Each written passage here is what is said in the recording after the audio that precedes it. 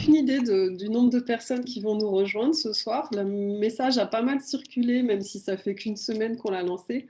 La réunion de ce soir avait été quand même prévue il y a un mois et quelques même, parce qu'on s'était dit que ce serait un temps récurrent. En fait, dans le processus de réunion de l'Agora, ça a commencé en février avec l'archipel citoyen Osons les jours heureux, qui avait réuni quelques personnes, des convivialistes, des gens de l'Assise des écologies qui n'étaient pas encore en mode archipélique. Et il y a eu une autre réunion du type Agora en juin. Enfin, il n'y avait pas encore vraiment de format type Agora. En fait, l'idée, c'était de faire une synergie entre tous ces mouvements de l'archipel et de permettre aux personnes de se rencontrer. Et on sait bien qu'à chaque fois qu'on va à une réunion, on a un petit peu cette espèce de tension parce qu'il y a un enjeu de se dire oui, ça y est, on va réussir à se mettre ensemble, on va réussir à changer. Et non, en fait, c'est pas pour cette fois-ci, ça suffit pas une réunion. Donc là, on a fait une autre réunion en septembre, octobre, je ne sais même plus. Et puis on s'est dit, bah, tiens, il faudrait un format récurrent de réunion qui permette de se rencontrer, de faire du lien entre acteurs et de se partager nos dates d'agenda. Donc là, on est dans cet espace. On a été 3 à préparer l'organisation de ce soir. Il y a Didier Fradin, Jérémy Dumont et puis moi-même. Et, donc, on a pensé un format assez ouvert, avec un temps d'accueil des nouveaux, un temps pour faire un focus sur des invités engagés avec des thématiques. Cette fois, la thématique qu'on a choisie aujourd'hui, c'est l'organisation du collectif. Donc, on reçoit ce soir Anna Cruau des Jardins du Nou. Voilà, cherchez sur vos fenêtres qui fait coucou. On reçoit Yannick Léniel pour Solucratie. Voilà. Et puis, c'est celui qui habite dans le futur en haut à gauche. Et puis, on a avec nous aussi Jean-Luc Christin pour la gouvernance cellulaire. Depuis la Savoie, en chalet. Ouais. Bon, je pense qu'on va avoir l'occasion de se répéter. Et je ne sais pas si tout le monde est encore là ou pas encore là. Je finis de dérouler un peu les temps de cette soirée. Donc, une fois qu'on aura fait un focus sur ces invités, il y aura un petit peu de temps de discussion assez libre à partir de ce que nous ont apporté comme matière ces différents acteurs. Et puis, on aura un temps pour partager nos agendas, nos actualités et un dernier moment pour essayer de nourrir nos synergies. Alors, ne gardez pas toute votre sève pour ce moment-là en vous disant que c'est là qu'il y aura les choses cruciales. Non, justement, là, on essaye d'avoir un format où on peut se relier, tisser petit à petit. Et donc, nourrir les synergies, c'est travailler un petit peu les germes de ce qui peut être une optimisation d'organisation qui évolue dans le temps et qu'on construit petit à petit, mais ce n'est pas le clou du spectacle. Le clou du spectacle, il n'y a pas de clou, on n'a pas besoin de mettre pas de violence dans nos harmonies. Bon, bref. Tout ça pour dire que bienvenue chez vous. L'organisation de cet espace, ça va tourner avec ceux qui voudront, mais on en reparlera à la fin. Je le dis tout de suite, comme ça vous avez le temps de vous dire « Ah, est-ce que j'aurais envie de préparer une séance comme ça le mois prochain ?» vu que ce sera tous les derniers lundis du mois. Donc voilà, on avait un temps de présentation de chacun, mais comme on ne sait pas du tout combien on va être, on s'est dit que l'idéal, c'était peut-être de partir en petits groupes aléatoires et de remplir, mais pendant 5 minutes, quoi, vraiment un temps assez court, de remplir un framacalque que je vais vous mettre, bah ça y est, c'est le mal ami, de remplir un framacalque où vous mettez votre prénom, votre nom, votre adresse mail, l'organisation éventuellement, et puis votre intention, mais vraiment en quelques mots, quoi. Intention, ce que vous attendez, ce que vous voulez faire. Et puis, je n'ai pas mis la colonne d'un site internet éventuellement, mais si vous avez un ou plusieurs sites internet, et effectivement, n'hésitez pas à les mettre. Ça nous permettra plus tard de nous retrouver. Maintenant, c'est Didier qui va un petit peu resituer ce que c'est que l'archipel. Donc, je te laisse la parole. Parce qu'il y a des personnes qui découvrent. Hein. Je sais qu'essentiellement, on est des personnes qui sont déjà familiers de ces thématiques, mais l'idée dans ce format-là, c'est de prendre juste 5 minutes pour resituer un peu de quoi on parle. Ok. Donc, moi, j'avais préparé un... Si tu peux retrouver le pad des références, tu vois, qui est sur le... Oui, je vais le mettre. Voilà, donc il y a un pad où vous allez trouver quelques références, parce qu'on n'a pas besoin de tout réexpliquer. Donc, l'idée de l'archipel est partie de réflexions philosophiques de Deleuze et Guattari qui avaient théorisé en fait quelque chose de très simple, qui est que nous ne sommes pas des êtres finis, définis une bonne fois pour toutes, mais que nous sommes des êtres en perpétuel mouvement, et que ce qui nous changeait, ce qui nous impressionnait, c'était les rencontres. Donc, ce que Édouard Glissant, qui est un poète et philosophe antillais, a théorisé juste derrière ça, c'est l'idée qu'il ne fallait pas avoir peur de la rencontre, que la rencontre nous faisait évoluer dans notre être profond, donc dans notre identité. Et cette théorie peut être appliquée à toutes sortes d'organisations, en fait. Et donc, il a théorisé très vite fait sur les identités, donc en considérant que chaque organisation, chaque être avait une identité racine qui constituait ses croyances, ses barrières, ses possibilités, mais aussi ses murs et sa vision du monde tout à fait personnelle. Et que quand il allait à la rencontre d'autres organisations, d'autres personnes, d'autres êtres, d'autres vérités, en fait, il évoluait et il pouvait faire évoluer son identité racine, il pouvait faire évoluer sa façon d'être au monde. C'est un petit peu la base de la notion d'archipel qui permet pour nous d'atteindre une vision du monde qui va plus vers la coopération que vers la compétition. Voilà. Donc, sur le doc où j'ai mis les références, vous pourrez aller un petit peu plus loin, mais partant de cette idée d'archipel, nous, on s'est dit qu'il y avait énormément de types d'organisations et que si on veut vraiment aller vers un monde de coopération, il fallait que toutes ces organisations apprennent à se parler.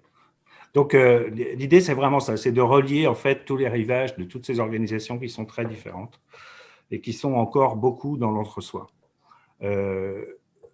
L'agora, l'idée de cette agora, c'est de faire un petit peu comme un hub, comme un croisement, comme une salle de rencontre où on va pouvoir poster des annonces, se faire connaître.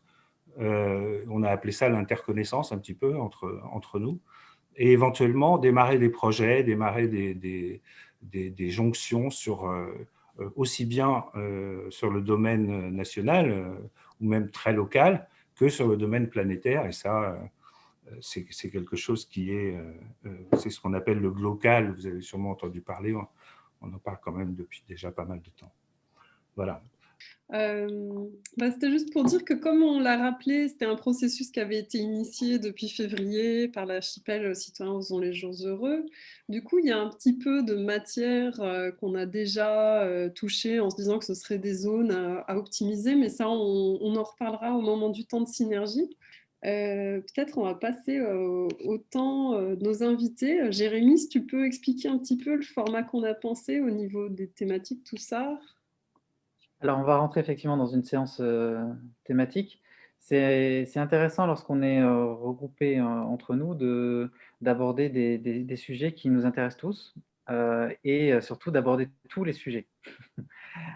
Donc, on s'est dit que chaque mois, l'équipe organisatrice pouvait sélectionner un thème et avoir des intervenants qui pouvaient, en un temps très très court, partager quelques idées, quelques bribes de savoir. L'idée n'étant pas d'écouter des experts parce qu'on est finalement c'est tous experts de ces sujets-là. L'idée étant de nous lancer, nous inspirer, nous donner un souffle pour lancer une conversation entre nous.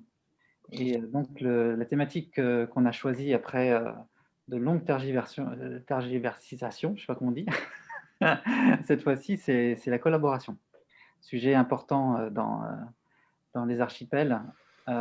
Et on n'a pas choisi beaucoup d'autres thèmes et on aura tout le loisir de les explorer les mois qui arrivent.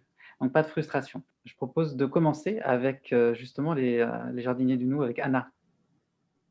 Ouais, juste pour dire un petit mot sur Anna, moi je l'ai d'abord rencontrée comme clown avant de la rencontrer comme jardinière du Nou.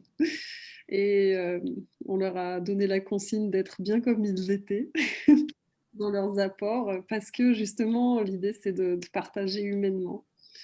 Donc Anna, multicasquette comme plein de personnes ici, qui va nous parler des jardins du Nou et peut-être aussi de choses assez inspirantes dont elle m'a parlé et qui souhaite à partager. Enfin, elle va faire ce qu'elle veut, on va voir. Ok, merci. Les jardins du Nou, il y a une partie de vous qui savait ce que c'est, mais peut-être pas tout le monde. Du coup, juste expliquer d'où je parle. Les jardins du Nou, c'est une communauté d'apprentissage qui a été créée par... alors, ils appellent ça l'archipel, mais je ne suis pas sûre que ce soit la bonne définition, de l'UDN, de l'Université du Nou et de la coopérative sur la gouvernance partagée. C'est-à-dire, en gros, c'est des gens qui se sont formés avec l'Université du Nou sur la gouvernance partagée, qui se sont dit, on veut faire communauté pour continuer à apprendre et à développer ces pratiques. Donc, la gouvernance partagée, ça regroupe plein de façons, plein de choses. Ça, c'est une des choses qu'on a parlé avec Selma, effectivement. Mais qu'est-ce que la gouvernance partagée ? Est-ce que c'est une méthode ? Est-ce que c'est une façon d'être ? En tout cas, c'est quelque chose qui permet de faire que dans nos collectifs, ça se passe un peu différemment de la pyramide qu'on a actuellement dans les grandes sphères de nos, en tout cas de nos lieux de décision politique, administratifs et grandes entreprises. Et dans la gouvernance partagée, il y a plein de façons de faire. Il y a la façon de l'Université du Nou qui propose des choses qui s'inspirent de l'holacratie, mais il y a aussi d'autres manières, comme ce que va présenter Jean-Luc sur la gouvernance organique, par exemple. Et donc, du coup, les jardiniers du Nou, c'est vraiment l'idée de comment accélérer le changement de gouvernance dont on a besoin aujourd'hui, comment le rendre inéluctable. On est carrément là, nous, on ne veut pas revenir en arrière, quoi. On pense qu'il faut absolument que ça soit inéluctable, qu'on change de façon de faire pour fonctionner dans nos organisations et dans nos façon de faire. Voilà, je vois Lorenzo qui est d'accord. Et du coup, un des postulats, c'est de se dire s'il y a juste 2-3 assos et 4-5 formateurs, même si c'est une cinquantaine qui forment, et ben, ça ne va pas devenir inéluctable, quoi. Ça va mettre vraiment du temps. On va être un peu à la ramasse, vu l'urgence du changement dont on a besoin. Et les jardiniers du Nou, c'était de se dire, apprenons entre pairs, apprenons entre... alors, pas les pairs, P-E-R-E, hein, bien sûr. Apprenons, d'ailleurs, il n'y a que des femmes chez les jardiniers du Nou, pratiquement. C'est pour rire. J'essaye de faire des blagues, parce que Selma m'a dit qu'il fallait que je sois drôle, du coup, j'essaye, mais... mais justement, je vois des sourires, merci. Donc, apprenons entre pairs et démultiplions notre capacité à relationner différemment, à avoir un fonctionnement qui soit plus en gouvernance partagée. Et les jardiniers du Nou sont vraiment là-dessus, c'est des communautés apprenantes, des communs pédagogiques, c'est-à-dire qu'on construise des savoirs, mais qui soient ouverts à tous, pour apprendre à coopérer autrement. Qu'est-ce que je peux dire là-dessus ? Ce qui est drôle, c'est que ça vient, je pense, un peu en écho à des questions que vous disiez, c'est que finalement, on crée un peu un entre-soi de gens qui veulent apprendre de la gouvernance partagée dans l'idée de démultiplier. Donc, c'est une vraie question qu'on passe notre temps à se poser au sein des jardiniers du Nou. Comment on fait pour que ça soit ouvert à plein de gens pour que ça se démultiplie ? Comment on fait pour qu'on soit relié aux autres personnes qui font ça ? Parce qu'on est dans un système global et le but du jeu, c'est que ça aille de partout. Mais comment on fait aussi pour s'appuyer sur des gens qui ont des compétences et qui permettent le co-apprentissage, et donc du coup qu'on n'ouvre pas à tout le monde tout le temps, sinon il faut repartir à zéro à chaque fois. Donc en fait, c'est assez rigolo parce que les questions que vous avez posées en intro sont des questions qu'on se pose à peu près à toutes les réunions stratégiques qu'on fait sur les jardiniers du Nou, quoi. J'ai fait 5 minutes, Didier, ça y est ? Ah merde, putain. Ah. Voilà. Et du coup, juste le petit truc rigolo, parce que je dépasse de mon temps, après vous pouvez me poser des questions, c'est qu'effectivement, on essaye d'être assez ouvert dans notre façon d'apprendre. Et moi, notamment, je fais un jardin, ce qu'on appelle les jardiniers du nous, autour du clown et de la gouvernance partagée. Donc, c'est là où on devient un peu poreux. On se dit, tiens, si on utilise l'outil clown, comment ça nous fait réfléchir à nos postures de coopération? Comment est-ce qu'on peut mettre un peu de fun là-dedans? Et comment est-ce que ça nous éclaire un peu sur ce que c'est que la gouvernance partagée? Ne te laisse pas avoir, tu es à 4 minutes. Ah putain, tranquille. Et donc, ce clown et la gouvernance partagée, en tout cas, pour moi, c'est un chemin qui est vraiment intéressant parce que du coup, c'est aller sortir aussi de nos méthodes d'apprentissage habituelles qui sont, on va voir des experts, on écoute, on essaye par nous-mêmes et puis on fait comme on peut. Il y a vraiment le côté co-apprentissage et aussi utiliser des outils un peu plus sensibles. La danse, il y a un jardin senso aussi dont Véronique fait partie, Lorenzo font partie. Comment on utilise d'autres outils pour aller repenser nos façons de faire ensemble. Il y a aussi des trucs hyper sérieux sur comment apprendre à faciliter une bonne gestion par consentement. Donc voilà, c'est très varié, chacun vient apprendre là où il veut et vient aussi apporter les compétences qu'il a pour enrichir la réflexion. Et pour finir, il y a Selma qui me dit « Anna, n'oublie pas de parler de la criée ». Pendant le confinement, du coup, c'était un peu la merde parce que du coup, nos réunions en présentiel, elles n'existaient plus. Et du coup, moi, je me suis dit qu'il fallait recréer un petit peu de lien avec cette petite humanité qui était autour de moi, c'est-à-dire mes voisins. Et alors, le lien avec les jardins du nous, il n'y en a pas, mais ce n'est pas grave. Du coup, j'ai proposé des criées dans mon immeuble. Donc, c'est quoi une criée? C'est quand tous les gens de l'immeuble, ils mettent dans une petite boîte ou sur mon petit ou par SMS, ils m'envoient des petits messages. Et une fois par semaine, je vais dans la rue, je me mets devant l'immeuble et je crie tous les messages à tous les voisins qui sont à la fenêtre. Et ça a créé un espèce de gros moment d'humanité et de lien, de recréer du lien dans cet immeuble. Depuis, on a des apéros. Non, on a des apéros Covid, il ne faut pas le dire. Depuis, on a vraiment une vie qui s'est créée dans l'immeuble. Et donc, le lien que je fais quand même avec cette histoire de jardinier nounou et de communauté, c'est qu'effectivement, quand on passe par l'art ou quand on passe par le joyeux, le rire et par un besoin précis du moment, ce qu'on voit aussi dans les jardiniers nounou, on fait plus facilement communauté, quoi. Donc là, il y avait besoin de recréer du lien. Et du coup, on a eu la mamie de 80 ans qui nous a chanté la fable de La Fontaine et le petit garçon de 8 ans qui nous a fait des blagues de Toto, tout ça qu'on a mis. Et des annonces pour acheter du fromage tous ensemble aux paysans qui n'avaient plus rien. Et donc voilà, ça a été vraiment un moment d'humanité qui a été assez fort et qu'on continue à faire là, sur le deuxième confinement. C'est même des fois assez émotionnant. Voilà, j'ai dérivé Jardin du Nou, mais parce que ça a quand même un lien, parce que je me suis aussi appuyée sur les Jardins du Nou pour me challenger sur ce truc-là. Il y a Robin qui lève la main, je crois. Oui, tout à fait, merci. Vas-y, prends la parole. Alors, je vais poser cette question par rapport à cette histoire de crier. Je trouvais que c'était plutôt intéressant comme concept, mais est-ce que ça a été facile à mettre en place et surtout le voisinage a-t-il été assez réceptif au début? Parce qu'en général, les personnes n'aiment pas trop être dérangées et si on commence à crier tout et n'importe quoi au bas de leur étage, ils vont commencer à tirer la gueule en général. C'est quelque chose qui m'a assez surpris de voir que ça a pu fonctionner par rapport à ce que vous expliquez.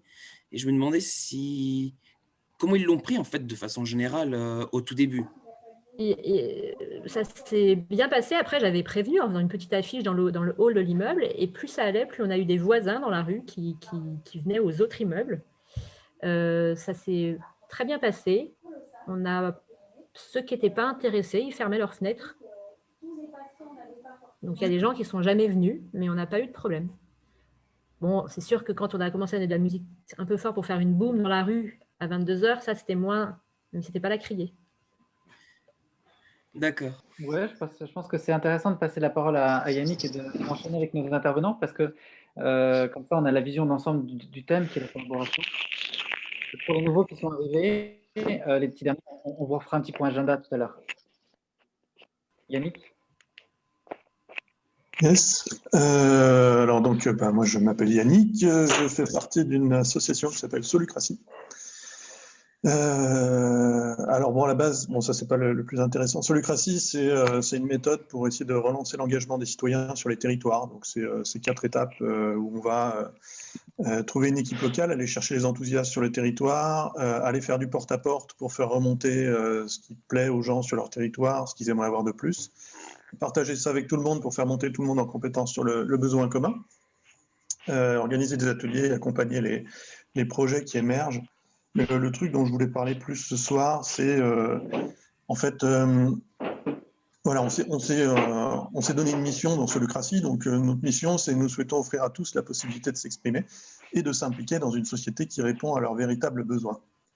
Et quand on est vraiment sincère dans la mission qu'on s'est donnée, ça serait quand même complètement con de se mettre en compétition avec tous les autres qui se sont donné la même mission. et étant donné qu'on est, en fait, on arrive dans un monde où les ressources sont de plus en plus contraintes, ça serait doublement encore plus con de se mettre en compétition avec tous les gens qui se sont donné la même mission. Et non, mais voilà, en fait, voilà, l'idée, c'est de trouver comment, à chaque fois qu'on fait quelque chose, on peut en même temps avancer les autres dans leurs objectifs. Et du coup, pour Solucratie, ce qu'on fait, c'est qu'on met, alors d'une part, on met la méthode et toutes les expériences qu'on fait au commun. Donc, on pose une licence CC BY-SA dessus, puis après, tout le monde peut s'en servir, en faire ce qu'ils veulent, etc. Et on essaie d'avoir une posture un peu particulière pour essayer, en fait, à chaque fois qu'on fait quelque chose, que ça génère de la valeur. C'est-à-dire que, par exemple, pour la méthode, créer une équipe d'enthousiastes sur un territoire et créer une cohésion de groupe à ce niveau-là, c'est déjà une plus-value. Même si on arrête là, on a gagné quelque chose. Si on va faire du porte-à-porte, qu'on va demander les avis de tout le monde, qu'on prend tout ça, qu'on le met à disposition de tout le monde, on peut s'arrêter là, on a déjà créé quelque chose. Si on fait un atelier participatif qui fait émerger des projets, on peut s'arrêter là, on a déjà créé quelque chose. Si jamais on accompagne les projets et qu'ils se mettent en place, là aussi, on a encore gagné quelque chose. Et ça, c'est au niveau local. Après, on peut faire la même chose au niveau global, c'est-à-dire qu'à chaque fois qu'on apprend quelque chose, on le partage. Quand on fait des trucs où on se plante, un bon exemple, c'est pour le porte-à-porte. Au début, on mettait des flyers dans les boîtes aux lettres. Après, on s'est rendu compte que personne ne les lisait. Après, on a fait des post-it personnalisés qu'on mettait sur les portes. Là, on s'est rendu compte que les gens les lisaient, mais qu'ils ne les remplissaient pas. Et il y a un élu qui a utilisé notre méthode et qui, plutôt que de partir sur des post-it sur les portes, sont partis avec des accroches-portes. Et là, ils ont eu 10% de taux de réponse. Et cette expérience, elle peut servir à tout le monde, elle peut aider tout le monde à comprendre pourquoi c'est mieux de faire ça, finalement. Et du coup, je vais partager mon écran. Je ne sais pas si je peux, mais je vais la tenter, juste pour vous faire un tour, en fait, de ce que ça génère comme richesse et comme abondance. Typiquement, on s'est dit, ok, si on partage la méthode, on va peut-être avoir plein de gens qui vont vouloir déployer des projets Solucratie. Comment on va faire pour qu'ils trouvent des facilitateurs en intelligence collective à proximité qui peuvent les accompagner sur un atelier participatif comme un forum ouvert ou un truc comme ça? Et du coup, on s'est lancé en fait sur une carto collaborative de facilitateurs. Donc maintenant, il y a un truc, c'est la carte des facilitateurs, où il y a 320 facilitateurs qui sont auto-recensés en fait sur le territoire. Et si on veut faire de la pub pour toute la communauté de facilitateurs, on a juste à le partager sur LinkedIn. Et là, on va en fait avoir déjà offert quelque chose qui va nous servir à nous, mais qui va servir à toute la communauté. On a fait un truc qui s'appelle le jeu de la réunion. Ça, l'Université du Nou aurait pu le faire parce que c'est quelque chose où on essaie de faire un truc assez simple, un déroulé assez simple pour que les réunions se passent mieux entre les gens. Ça, c'était pour les élus, les agents territoriaux, etc., pour qu'ils puissent avancer. Pendant le confinement, on s'est retrouvé un peu coincé, donc on a lancé un truc qui s'appelle les Corona Apéros solidaires. On l'a renommé en déconfinement des émotions. Et l'idée, c'est de créer un espèce de cercle de parole assez simple qui est reproductible. C'est-à-dire qu'à partir du moment où des gens l'ont vécu, après, ils peuvent aller le faire vivre à d'autres. Et c'est un temps d'écoute où chacun aura 5 minutes pour s'exprimer et d'autres personnes pourront exprimer leurs besoins au niveau des autres. J'ai grillé mes 5 minutes, je crois. Bon, en tout cas, il y en a d'autres qui sont là. Et l'idée, c'est qu'à chaque fois qu'on fait quelque chose, on fait les choses de manière modulaire et distribuable. Et je voulais parler de la peur qui vient avec le fait de partager tout ce qu'on fait gratuitement à tout le monde. C'est dommage, je ne pourrais pas en parler.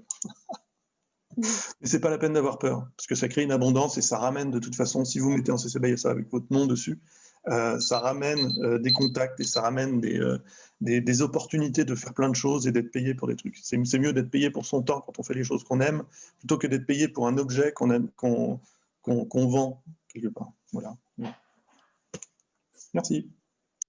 Donc Jean-Luc ? Ok, bonsoir. Donc, je m'appelle Jean-Luc Christin. Je suis en train de créer une SIC qui s'appelle Humanopal, qui vise à regrouper plein d'interlocuteurs, mais en particulier des concurrents, parce que ce qu'on a envie d'inventer, c'est la décompétition. On pense que le monde économique aujourd'hui a besoin d'inventer la décompétition. Sinon, on travaille énormément dans tout ce que vous dites là. Et ce soir, j'interviens en tant que gouvernance cellulaire. Donc, gouvernance cellulaire, c'est un modèle que j'ai écrit il y a 2 ans et qui est en CC BY SA, bien sûr, puisque je suis ici, et qui est maintenant mis à jour par toute une équipe. Donc, je vous présente ça en partageant mon écran, en essayant de bégayer un peu moins. Voilà. Vous avez mon écran ? Oui, ok, super. Merci. Donc, qui je suis? Je viens de vous le dire. On a interrogé un peu les gens et on retombe sur ce qui leur pèse dans leur collectif. Ce qui sort en gros, c'est l'inertie de la structure, le manque de bienveillance, on a entendu parler de CARE tout à l'heure, le sens, l'ambiguïté des attendus, l'avalanche d'actions à faire. C'est dense ce que je vais vous dire, surtout en 5 minutes. Hein, donc, vous n'attrapez pas tout. Essayez de garder un truc sexy à essayer et puis une ambiance qui vous plaît.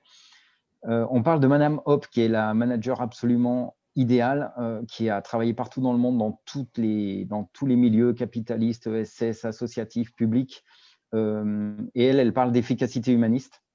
Elle pense que ça va ensemble. Son étoile, c'est de permettre à chacun, aux projets, aux orgas, de manifester leur pouvoir créateur, le pouvoir créateur qui les anime dans l'exercice de leurs responsabilités. Sa première action, quand elle arrive quelque part, c'est d'écouter. Pour ça, elle a une routine assez simple, qui appelle précisément l'efficacité humaniste. D'abord, elle regarde comment les gens sont organisés. Elle leur pose la question de ce qu'ils font. Il lui explique quel est leur rôle dans la structure. Et elle ne s'arrête pas là. Elle essaye de voir si ça fonctionne, si c'est appliqué ou pas. Donc, elle regarde quel est le niveau d'exigence par rapport à l'organisation théorique. Elle ne s'arrête pas non plus là parce qu'elle connaît les entreprises où il y a la grève du zèle. Donc, elle sait que pour qu'une entreprise tourne, il faut aussi une capacité de prise d'initiative, d'autonomie, de laisser parler le courant qui traverse chacun. Donc, elle appelle ça le pilotage de soi. Avec tout ça, elle regarde comment c'est contrôlé le collectif. Et elle va un petit peu plus loin, c'est qu'elle sent l'atmosphère en arrivant.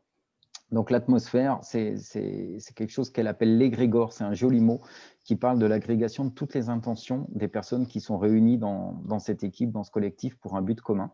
Et elle le regarde avec 2 scans. Un premier sur la relation, et puis un deuxième, plus en profondeur sur le sens. Est-ce que le sens de ce collectif, ça parle à tout le monde, ça anime tout le monde, ou est-ce qu'elle sent des tensions? Et en fait, avec ça, avec ces quelques éléments que je vous ai présentés en 30 secondes, elle arrive à se faire une idée de, OK, ce collectif-là, il a besoin de bosser plutôt sur tel domaine. Donc après, elle leur fera faire le job eux-mêmes. C'est pour ça que ça s'appelle un autodiagnostic et non pas un diagnostic externe de consultant. Alors, ce qu'elle entend beaucoup, comme elle discute avec les gens, c'est « mais comment on va faire? On ne va pas s'en sortir, on a trop d'actions à faire, on n'a pas assez de moyens, on ne s'en sort pas. » Donc là, elle discute, elle dit « Ok, mais toi, concrètement, là, pour ton problème, tu aurais besoin de quoi? J'aurais besoin de ça. Et c'est le rôle de qui?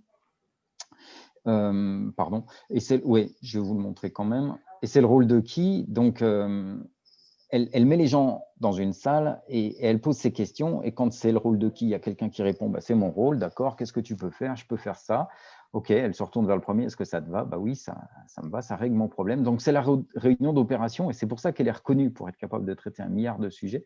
Elle n'en traite aucun. En fait, elle s'appuie sur les gens qui sont là.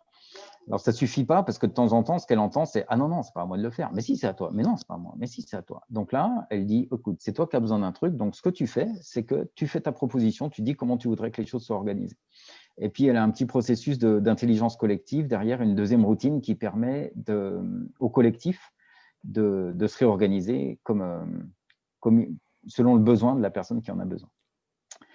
Alors, ce n'est pas tout, parce que des fois, ce qu'elle entend, c'est un peu plus humain. C'est « oh là là, non, mais lui, il me casse les pieds, il est insupportable. Lui, c'est mort. Vu les coups qu'il m'a fait dans le passé, ça sera tout le temps non. Et je lui dirai jamais, mais en fait, je ne ferai jamais ce qu'il me demande. » Donc, dans ce cas-là, elle a aussi une routine. Alors, par contre, celle-ci, elle est que sur volontariat. Donc, c'est une routine de régulation relationnelle qui lui permet de réunir les gens qui en ont envie et de se mettre d'accord sur comment les choses fonctionnent et comment elles pourraient fonctionner. Et puis, ce n'est pas tout. Des fois, ce qu'elle entend, c'est « mais ça n'a plus aucun sens ce qu'on est en train de faire. On est en train de perdre notre métier. » Et elle a une réunion de positionnement éthique qui permet au collectif de décider « ok, par rapport à cette tension de valeurs profondes qui nous touche là, ou qui touche certains d'entre nous, on décide de se positionner comme ça ou comme ci. » Et après, chacun, dans le pilotage de soi, décide comment est-ce qu'il s'adaptera. Quand l'équipe grandit, elle distribue des rôles. Par exemple, dans un rôle RH, il y a la paye, le recrutement, la formation. Donc, ça ressemble à ça. Chacun a son rôle. Et l'avantage, c'est que chacun est libre, autonome, responsable dans ses rôles, qu'elle peut ajuster les choses en temps réel, et puis qu'il y a une autorégulation avec les 4 processus qu'on vient de voir. Pourquoi est-ce qu'on dit qu'il est efficace et humaniste, ce processus? Parce qu'il y a effectivement une prise en compte de l'humain et de l'opérationnel, parce qu'on traite tout, mais sans tout mélanger. On se parle soit de rôle à rôle, soit de personne à personne. Et parce qu'il y a des processus décrits qui sont sécurisants pour les équipiers, mais qui sont ajustables aussi par les équipes. Alors, c'est vivant, c'est-à-dire que si l'équipe grandit, à un moment donné, le rôle paye, le rôle formation, le rôle recrutement, ça devient des équipes à part entière avec leur système de communication avec l'équipe source. Et là, on peut avoir des choses très variables. Elle, par exemple, elle fait énormément confiance, donc elle fonctionne à centre vide, c'est-à-dire qu'elle délègue absolument tout le rôle du leader à l'équipe qui va soit créer des rôles, soit des processus. Et puis, par exemple, dans la paye, là, on a une équipe qui a beaucoup plus besoin d'être guidée parce qu'ils ont des gros enjeux, puis parce que c'est leur culture. Et donc, eux, ils ont gardé un leader avec des redevabilités ou des attendus bien définis. Ils ont aussi défini quel était le besoin de leur entreprise. Et donc, de la même manière, ils sont reliés à leur structure plus grosse. Donc, ils ne sont plus dans la lourdeur, mais plutôt dans l'enthousiasme et la pleine adaptation. Bon, ça, je ne mets pas ma main sur le rail. Donc, par contre, chaque collectif a sa propre culture. Il n'y a aucun impératif idéologique là-dedans. Donc, il y a un curseur managérial qui permet de régler le niveau de délégation, le niveau d'autonomie, c'est-à-dire le niveau de responsabilisation que veulent les gens, parce que tout le monde n'a pas envie d'être responsabilisé. Et le niveau de curseur managérial. Donc, le niveau de responsabilisation, l'idée, ça va être de regarder où est-ce qu'on en est concrètement aujourd'hui, quoi qu'on se raconte, qui est-ce qui décide, qui est-ce qui fait et qui est-ce qui évalue. Et puis, quelle est notre ambition, vers où on a envie d'aller. Et une fois qu'on a ça, comment est-ce qu'on fait?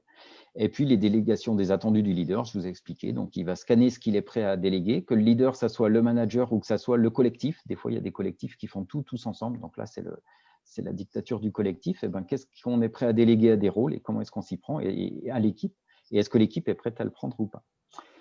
Où est-ce qu'elle trouve toutes ces idées? Elle a une bibliothèque qui a fait ses preuves, donc c'est la constitution gouvernance cellulaire dont on a parlé, et ça c'est votre liberté parce que c'est un outil qui est en CC by SA, donc c'est un bien public qui vous appartient, qui nous appartient tous, pour lequel vous pouvez tous publier, former des gens à la gouvernance cellulaire.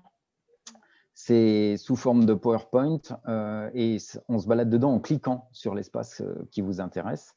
Il y a une version légère aussi qui existe. Donc, moi, je fais des accompagnements. Donc, bien sûr, les accompagnements sont bâtis de la même manière avec mes collègues du Manopal. De même manière, dans le sens, c'est l'équipe qui choisit ce dont elle a envie et il n'y a absolument aucune obligation ni aucun blocage pour la suite par des licences ou par des logiciels. Et voilà, donc la dernière fois qu'on l'a présenté, c'était à Grenoble Agile. Et à la fin, ils nous ont fait ce nuage de mots quand on leur a demandé ce qu'ils en pensaient, qui correspondait pas mal à ce qu'on avait envie de passer. Donc, on était contents de nous. Jean-Luc, c'est passionnant, mais il faut qu'on reprenne la main. Ah ben, ça tombe bien, j'ai fini. Oui. Désolé.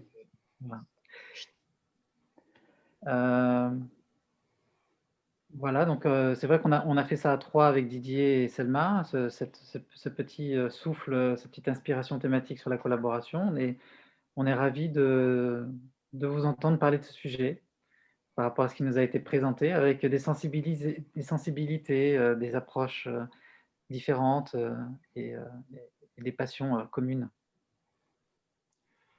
Et puis surtout, on se rend compte que c'est extrêmement frustrant parce que aborder comme ça des sujets aussi vastes de façon aussi rapide, ça donne envie d'aller plus loin et c'est exactement le but de cette session, en fait. Et surtout, c'est un moment là qu'on passe ensemble, mais ensuite, tous les jours, on échange. Et moi, certains d'entre vous, je leur parle sur Facebook, sur d'autres espaces, et ça crée un langage commun, une culture commune, et ça crée des sujets de conversation qu'on va pouvoir avoir peut-être. Et organiser. Ouais. Qu'est-ce que ça vous inspire? Est-ce qu'il y a des personnes qui veulent parler de ce sujet-là en rebond? Oui, ou poser des questions aussi aux intervenants. Il y en a quelques-unes qui sont passées dans le chat. Ah, je ne l'ai pas vu. Qu'est-ce qu'il y a comme question? C'était de Jonathan à Yannick pour savoir si sa cartographie d'acteurs a été liée à celle de Zut, j'ai un trou. De Transiscope. Alors non, elle n'est pas liée à celle de Transiscope. Il y a en fait alors il y a une case à cocher où on peut dire que les conditions respectent la charte, parce que l'idée c'était de le faire à un moment ou à un autre. Mais en fait, on n'a jamais vraiment fait cette connexion finalement. Techniquement, c'est possible. C'est juste une volonté d'animation et de faire le travail pour y aller. Je veux bien rebondir. Vas-y. À terme, ça devrait jouer. Voilà. Donc, c'est peut-être pas d'actualité, mais pour répondre, oui, ça devrait jouer avec d'autres cartos, certainement.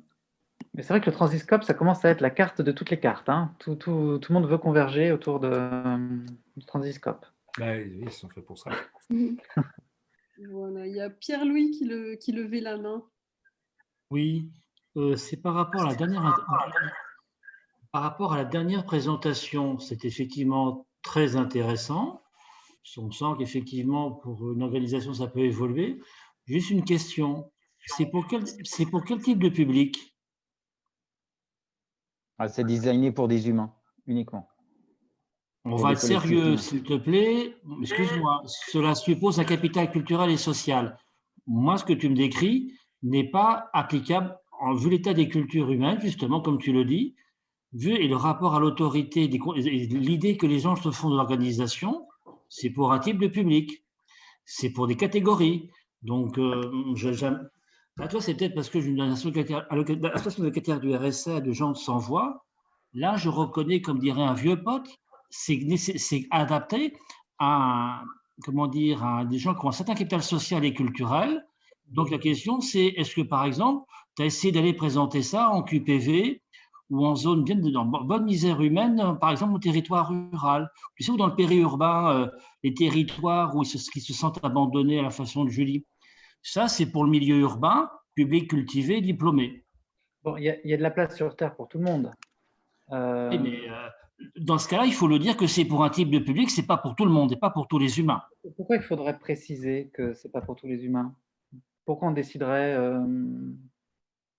nous je n'ai pas fait le test, hein, Pierre-Louis, donc je ne peux pas te répondre. Par contre, je ne pense pas que ça soit lié au bagage d'instruction. C'est toujours drôle quand on nie les réalités des inégalités sociales. Les inégalités sociales ont un contenu non seulement matériel, mais aussi culturel et humain, et aussi avec des visions du monde différentes. Et ça suppose que tout le monde a le même point de vue. Mais... Jean-Luc, est-ce que tu pourrais évoquer justement la nouvelle constitution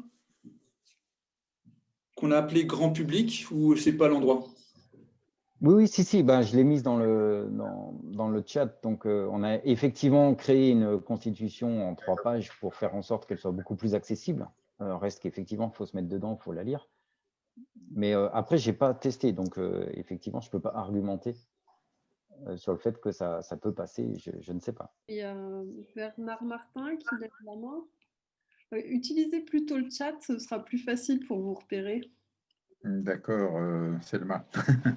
Ça s'adresse à tout le monde, ma question, d'une certaine manière.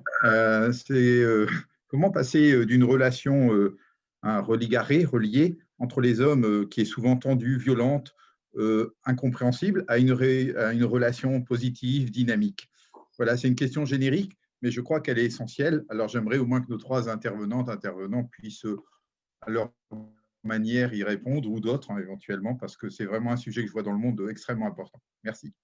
Une super question, merci. Qui commence? Pour moi, il y a alors je pense que du coup, Jean-Luc et Anna seront plus à même d'en parler, parce que la gestion de tension et toutes ces choses-là, c'est l'a priori qu'il faut changer, à mon avis, sur le côté négatif des conflits, le côté négatif des tensions, etc., et transformer ça en un cadeau qui est fait au groupe, quoi. C'est le collectif qui essaie de se transformer, d'évoluer, et ça s'exprime par une tension, et généralement c'est ressenti par une personne. Mais ça, du coup, c'est pas mon domaine, mais... Peut-être Anna, je ne sais pas ce que... Oui, alors, je trouve ça chaud, là, en 2 minutes, de répondre à ça, parce que souvent, c'est plutôt 3, 4, 5 jours avant de réussir à se mettre en mouvement là-dessus. En tout cas, moi, je fais des formations sur la coopération. C'est sûr que c'est des formations un peu longues pour pouvoir… parce qu'en fait, alors, du coup, si j'essaie d'y répondre, je dirais déjà, il faut que les personnes aient envie de ça. Donc, il faut qu'il y ait un besoin à la base. Il faut qu'il y ait un besoin de sortir de la colère ou de la tension. Parce que la tension ou la colère ou la difficulté, elle répond à un besoin. Elle répond à un besoin de survie en général. Quand on a une émotion de colère, c'est qu'on a besoin on a besoin de trouver une solution par rapport à un problème. Donc, il faut que, si on veut sortir de ces relations-là, il faut que ça réponde à un autre besoin, donc un besoin de paix, un besoin de contribuer, de reliance. Et tant que ce préalable-là, il n'est pas là, c'est compliqué de se mettre en mouvement vers une autre façon de faire.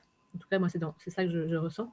Et après, une fois que ce préalable-là, il est lancé, une fois qu'on s'est d'accord que nous, on a envie d'évoluer vers une autre façon de faire, il y a plein d'étapes, dont se mettre d'accord sur qu'est-ce que ça veut dire pour nous une relation qui fonctionne, qu'est-ce que ça veut dire une relation d'équivalence ou une relation de coopération, quels sont les besoins de chacun pour y aller. Et puis après, du coup, si c'est vraiment dans une relation, c'est quel processus on met en œuvre pour le faire. Si c'est entre deux individus, ça peut être comment on fonctionne entre nous pour que ça marche. Et ça, c'est soit on le construit soi-même, soit il y a plein de méthodes différentes qui arrivent. Et du coup, une des choses que moi, je donne aussi en alerte dans ces sujets-là, c'est quand les gens me disent « Ah, mais moi, dans ma structure, j'ai voulu tout changer parce que ça n'allait pas et j'ai voulu proposer quelque chose. » En fait, tant que ça ne vient pas du groupe de vouloir changer, et que si c'est une personne de l'intérieur du groupe qui arrive et qui dit « Je veux changer, je veux vous faire changer », là, souvent, ça ne marche pas. Il y a un rejet. Donc, c'est aussi savoir que ça soit le bon moment pour le groupe et qu'il y ait peut-être des personnes extérieures qui viennent apporter des éclairages ou permettre d'arriver à une neutralité dans la relation, dans ce qui se joue dans le groupe, pour accompagner d'autres façons de faire. En 2 minutes, c'est ça que je dirais. Mais... Merci Anna. Il y a Jonathan qui avait demandé la parole dans le chat. Je vais le faire intervenir avant de prendre l'avis de Jean-Luc. Merci du coup pour la prise de parole. Du coup, oui, je voulais rebondir à ce que Pierre-Louis abordait, qui était très important, sur le fait de l'accès aux informations à tout type de classe sociale, que ce soit du du plus galère au plus élevé. Et de par cette perception, sur une des réunions précédentes qu'on avait fait, on avait pu aborder une frise de positionnement, c'est-à-dire que chaque collectif puisse définir où il se positionne dans cet accès au savoir pour chaque classe, sans que ce soit péjoratif, hein, c'est juste pour pouvoir catégoriser l'accès à l'information, et de permettre de dire, voilà, par exemple, le Jardin du Nou se positionne à telle acquisition de savoir, telle Solucratie à telle acquisition de savoir, etc. Pour que la personne en totale autonomie puisse d'elle-même se dire, voilà, moi actuellement j'en suis là dans mon acquisition de savoir, pour atteindre ce que Jardinier du Nou ou Solucratie apporte, il faut que j'ai tout ce cheminement d'abord pour avoir cette perception et cette connaissance acquis. Et donc, du coup, ce que disait Pierre-Louis, je pense que c'est ça, et c'est pour ça que je voulais rebondir, c'est pouvoir, à travers tous ces collectifs, tous ces groupes existants, avec tous les savoirs, toutes les connaissances, pouvoir créer une frise de positionnement où chacun va pouvoir apporter sa pierre en fonction du besoin de chaque individu. Voilà sur quoi je voulais rebondir. En tout cas, j'ai mieux compris le point.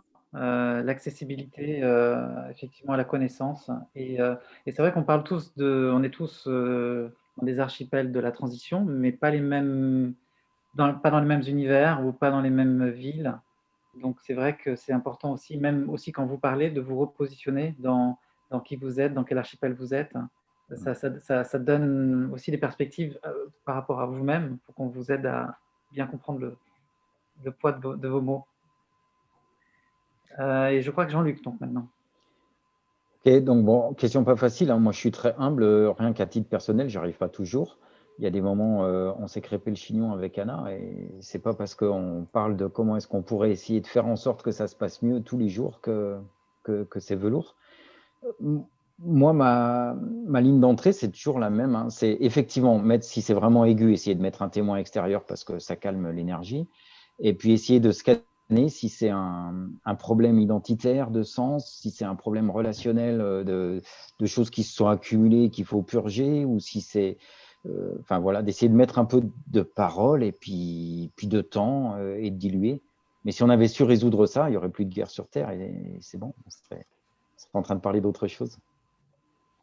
la finalité, je crois, d'arriver à ça. C'est ce que j'allais dire, c'est peut-être ce qu'on est en train de faire. Et je ne sais pas, est-ce qu'on fait, Selma, un point sur les dessins? Ah bah oui, ce serait un petit peu comme notre Petite interview. respiration. Voilà, avant de passer à la deuxième partie. Donc Frédéric, si tu peux nous partager.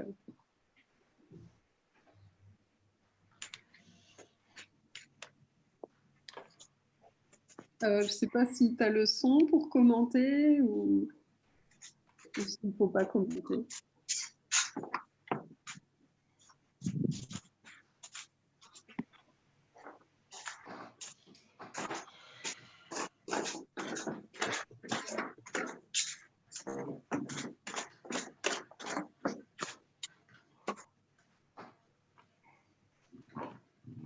Aujourd'hui, tu liquides, on dirait, Fred.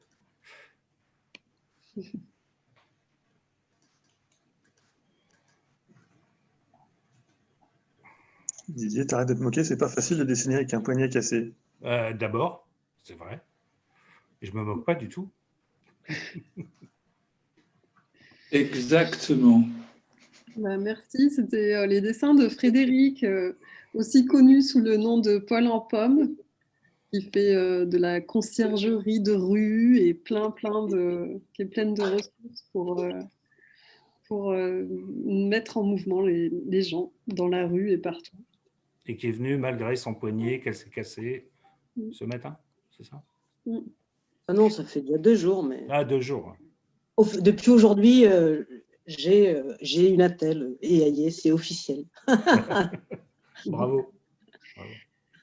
Alors, à toi Didier pour la suite.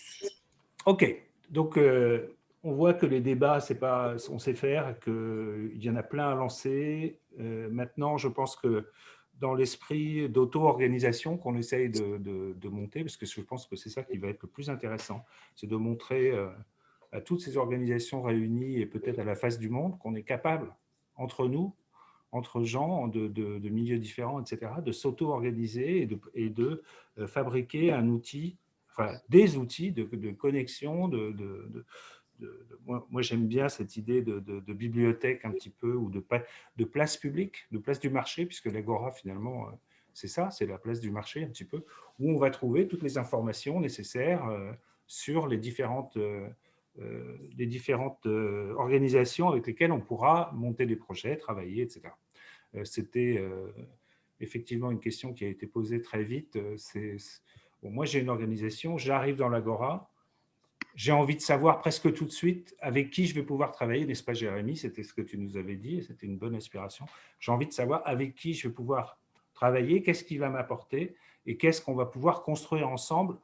Et moi, je rajoute pour le commun. Donc, le commun reste à définir, mais ça, c'est entre nous qu'on va construire tout ça.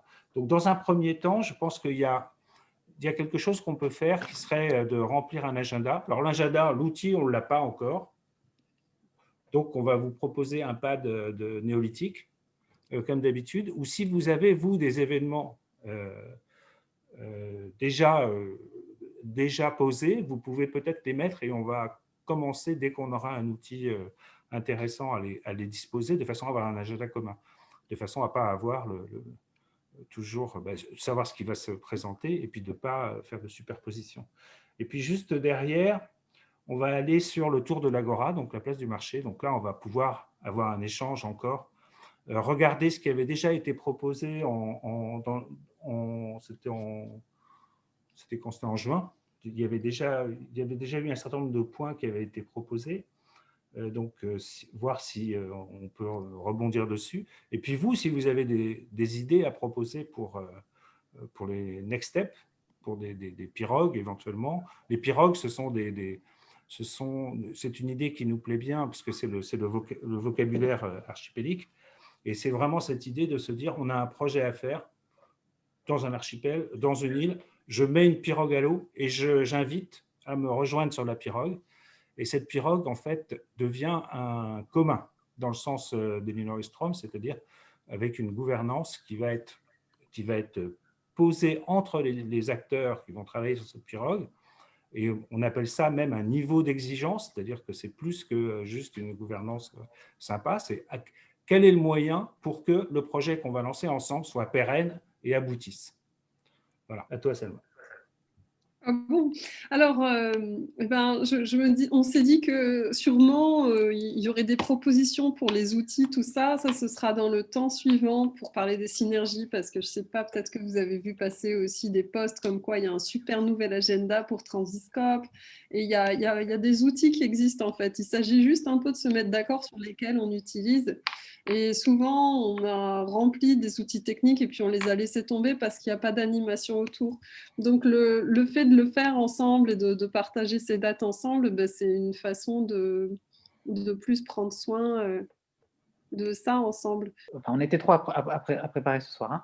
Hein. Selma a beaucoup insisté sur la notion d'espace, de moment, de qualité d'échange entre nous. Donc, c'est ce qu'on fait ce soir. Mais c'est un espace de reliance aussi, c'est-à-dire c'est une opportunité pour faire des rencontres improbables ou utiles, ou pas, ou déraisonnables, peu importe, tant que effectivement ça contribue à ce bien commun que Didier a souligné. Et ça s'organise un tout petit peu. Tout à l'heure, on a fait un petit pas de côté dans des groupes à 5. Là, on a aussi rempli un document pour dire un peu qui est qui et qui fait quoi. Et c'est important aussi que ces rencontres, elles soient un petit peu dans la temporalité qui est la nôtre, donc, et la temporalité de chacun. Donc, c'est là où l'agenda arrive pour que chacun dise, voilà, en ce moment, bah, moi, j'ai tel événement qui arrive, telle actualité, j'aimerais bien que vous participiez, ou alors, tiens, je sais qu'il y a telle autre personne dans notre grande famille des archipels qui est en train d'avancer sur ce sujet-là. Voilà. Donc, c'est vrai que la temporalité des uns et des autres crée des opportunités de nous relier. Bah, j'ai envie de dire, au niveau international, il y avait le Viral Open Space qui... Ah bah voilà, c'est ce que dit Andrea. Andrea, tu veux dire un mot peut-être pour dire ce que c'est? Oui, ben, c'est dans les projets mégalodestes, donc très grand dans l'ambition et tout petit et tout modeste. Donc, il y a le Viral Open Space qui est né depuis le premier confinement comme une alternative pendant que les frontières se ferment de partout, et donc de se réunir et continuer à travailler, et notamment aussi en vue de préparer le Forum social mondial qui aura lieu en janvier au Mexique. Et entre-temps, on a eu l'occasion de se croiser avec plusieurs activités et rencontres. Et donc, on a créé aussi une agenda commune, laquelle je vous ai partagé le lien, qui est dans le wiki et qui participe toutes les YesWiki, autant à niveau local comme les ripostes créatives territoriales, et celle qui est à niveau planétaire, comme le Viral Open Space, participe au lien qui va se faire avec Transiscope pour l'agenda collectif commune. Et donc, c'est intéressant parce qu'on a tous les croisements en possibilité de donner, autant entre le local, le national et l'international. Et donc, du coup, de continuer à montrer et affirmer voilà, nos démarches et les valeurs qu'on porte. Donc, c'est assez fort et intéressant. Donc voilà, un peu, je ne sais pas si c'était sur ça, parce que je viens de débarquer. Désolée, j'étais avec la compagnie au bout du but du nez pour voir si on fait du clown en milieu hospitalier. Et donc, du coup, là, je débarque à peine. Je ne sais pas si c'était sur ça, mais bon, voilà, je vous ai mis les liens quand même. Vous pouvez aussi regarder ce type de démarche. Pour Riposte Créative Territoriale, nous, on est une association qui l'a lancée. On n'a pas eu des moyens, on a été aidés. On le met aujourd'hui au pot commun. Et par contre, pour l'animation et pour pouvoir former les gens, on va faire appel au département pour en tout cas soutenir la démarche des formations et aussi apprendre et aller un peu plus loin. Mais sinon, c'est assez bien documenté, les YesWiki. Je l'ai pris en main, je ne suis pas une informaticienne. Et voilà, et sur Viral Open Space, on essaye de faire la même chose. Et je pense que ça avance avec les bonnes volontés qui sont là. Il y en a plusieurs là, d'ailleurs, je vois beaucoup. Hein. On te demande quel département, Andrea? Alors, le Tarn-et-Garonne, c'est le 82, c'est à côté de la Haute-Garonne, le 31 Toulouse. Donc, voilà, c'est dans le sud-ouest. Alors, c'est un territoire un peu particulier, compliqué et politiquement difficile. Je pense qu'on arrive à un moment où on a échangé, on a eu plein d'idées, plein d'envies, quoi, finalement. Je ne sais pas si, d'une façon générale, on voit à peu près l'intérêt de cette démarche. Moi, je pense maintenant que la vraie question qu'il faut se poser, c'est quoi le prochain pas, quoi? Qu'est-ce qu'on fait? Comment on s'organise? Comment on avance? Qu'est-ce qu'on fait demain pour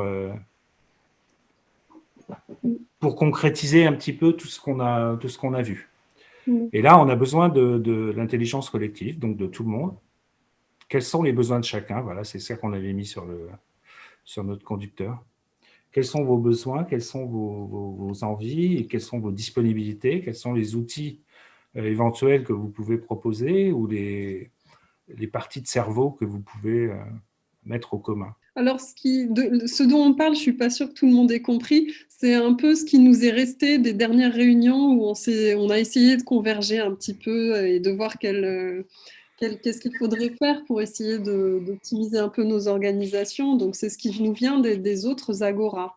Ce n'est pas pour autant quelque chose qui est traité, c'est des points qui ont été identifiés, c'est des choses où potentiellement, s'il y a des personnes qui se sentent l'énergie de prendre ces points et d'avancer avec, ça peut être l'occasion. Après, on peut très bien partir sur d'autres types de besoins, on va voir. Il y a une question qui a été mise sur le pad qui me paraît très intéressante, qui est comment documenter l'expérience pour qu'elle soit la plus utile possible et ne pas juste tout noyer dans un trop-plein d'informations.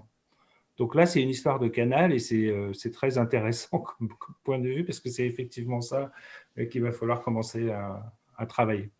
Moi, j'avais envie de proposer cette histoire de newsletter, de faire une newsletter en commun où on pourrait rassembler les informations, que ce soit celles de l'agenda ou quoi, et pour les diffuser. Non, mais en fait, c'était quoi la question, Didier? Excuse-moi. La question, c'était, tu avais proposé une recherche-action citoyenne pour nourrir le passage, etc. Est-ce que tu peux en dire deux mots, mais vite, quoi? Alors, on est frustrant. L'idée, en fait, c'est de voir, pour moi, la problématique, c'est comment on peut investir un maximum de personnes qui ne sont pas dans la pensée en archipel, dans ces enjeux. Et ça, pour moi, c'est l'objet d'une recherche-action. Et cette logique d'investissement citoyen, en fait, on est en train de commencer à le mettre en action, notamment avec ce qu'on a appelé des territoires en expérience, c'est-à-dire on a identifié un certain nombre de territoires sur lesquels on va, j'espère, rapidement maintenant activer un certain nombre de projets. Et l'idée, c'est de voir comment, avec une petite partie d'une population sur un territoire, en fait, ça peut enclencher quelque chose en termes de dynamique qui pourrait potentiellement mener à une forme de bascule. Et un des éléments qui nous semble essentiel à cette logique globale, c'est d'amener chacun dans la notion de résilience par rapport aux enjeux, aux consciences qui existent aujourd'hui sur cette notion de résilience, de faire une pédagogie autour de nos vulnérabilités et surtout, ce qui nous semble intéressant quand on parle de résilience, c'est une résilience qu'on pourrait qualifier d'écologique, mais c'est aussi une notion de résilience économique. Comment, en tant qu'individu, je vais pouvoir m'émanciper de l'enfermement du modèle compétitif dans lequel je suis et comment une économie qui va être coopérative, c'est-à-dire redistributive, va pouvoir nourrir justement une sorte de vase communicant entre les gens qui sont aujourd'hui dans un désir de changement mais qui n'ont pas les moyens de le produire et comment ces territoires en expérience vont pouvoir à la fois activer des dynamiques de passage d'un monde compétitif à un monde coopératif, chacun pouvant se former à ça, et en même temps, comment cette notion de recherche-action va documenter en temps réel ce qui va être fait justement pour pouvoir le remettre au commun et puis montrer tout ce qui existe en termes de transition. Voilà. Michel ? C'est une autre idée qui est plutôt complémentaire. J'avais proposé à Transiscope d'organiser des réunions sur un territoire local, donc sa commune ou un quartier, pour pas que ce soit trop grand, pour examiner tout ce qui était référencé sur ce territoire.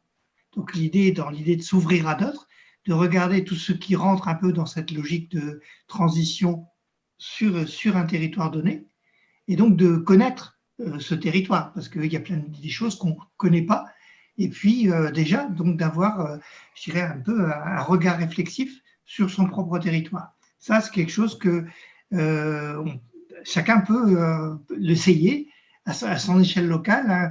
Je dirais aujourd'hui, on est à 30 000, je crois, donc ça fait à peu près 300 par département. Donc, si tu descends à une échelle d'un dixième du département, ça fait une trentaine, tu vois. Donc, à une échelle de quelques dizaines de milliers d'habitants, ça fait une trentaine d'initiatives. Donc, du coup, ça fait aussi potentiellement l'idée de faire se rencontrer ces quelques dizaines d'initiatives sur je dirais, un micro-territoire local. C'était juste une idée toute simple et moins ambitieuse que ce qui vient d'être présenté. Yannick, tu veux dire un truc?